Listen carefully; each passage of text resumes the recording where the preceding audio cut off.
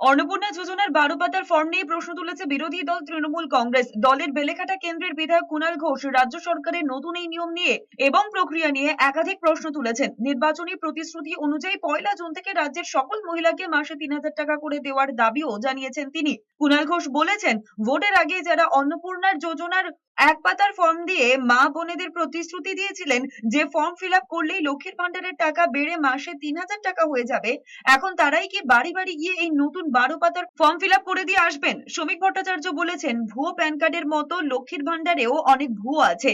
এই নিয়ে কুণাল ঘোষ বলেছেন, একটা সরকারি প্রকল্পের সুবিধে দিতে গেলে এমন হয়, কম বেশি তার জন্য যাচাই করা উচিত।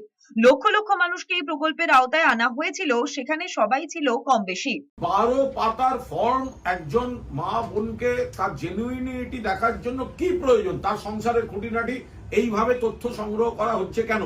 অন্নপূর্ণা ভান্ডার 1 জুন থেকে সকলকে দিতে হবে।